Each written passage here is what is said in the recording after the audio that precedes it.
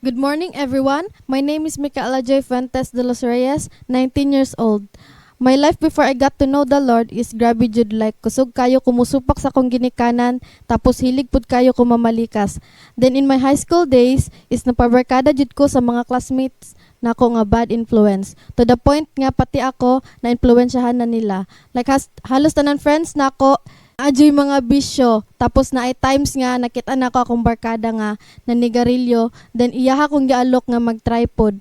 So ako nga na-curious og unsay lasa ni tripod ko, pero once ra to, not until naabot jud ang time nga nakatuon ako mag-inom-inom nga wala kabalo akong parents. Naapod times nga nag-cut me og classes para lang makainom. Tapos naapod one time nga niuli kog balay nga hubog, pero wala kabalo akong parents, even my brother, kay nakatulog na sila ato.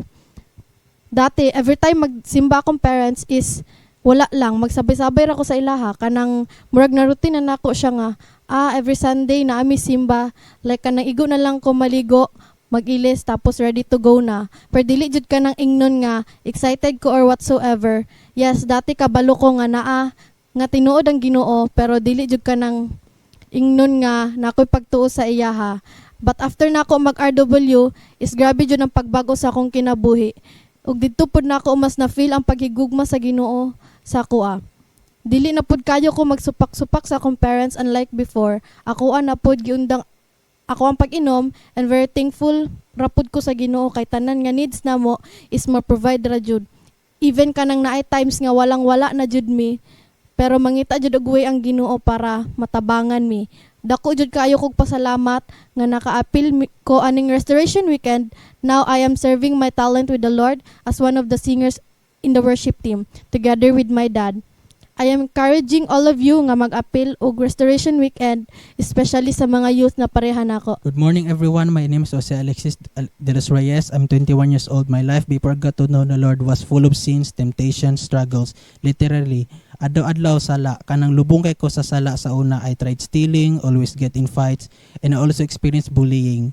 And when I go to school, the bullying is always there, but I try to endure it. But one time, my patience ran out. I almost killed one of my classmates. But I thank God my friend stopped me on time before I could stab him. And now when I get to know the Lord, na my life has really changed a lot. Mas nagdeep ang bond and love na ko para sa Ginoo, dili like before. Nakailalang ko niya, but I don't have close relationship with Him. When I joined RW, I've learned that the love of our Heavenly Father is eternal. Even though we forget Him sometimes, He never forsake us. He always guide us and forgive us with our sins. I thank my dad and Pastor Wendell for encouraging me to join in RW. Now I've learned to honor and love my father through serving him and helping him in the household chores. And in the weekends, we gather together with the church members in Digos, especially the youth. And I also serve my time by helping the media and worship team, securing their equipment and instruments safe in going and out of the church. So to everyone na wala pa naka-join ng RW, I encourage you, this is a once-in-a-lifetime opportunity. Don't waste the time. I promise you, this will really change your life. Once again, I'm Aya. I'm Alexis. To God be all the glory.